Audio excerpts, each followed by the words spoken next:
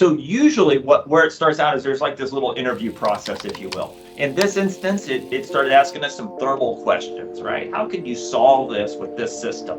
Then after we started exchanging with them, and I think they really started seeing what our team could offer, then that's when they got signed up for a really formal delivery. That means PCL, 849, the architect, general contractor, consultant, etc., are all participating weekly. And on those calls, we had all representatives of our design team on that. Everything from the modeling team to the engineering team, the estimating team, and the management team. We don't want to come up with a design solution that doesn't fit the project's budget. That wouldn't do anybody any good. And so we really work hard through that process to deliver what the expectation was and make the budget.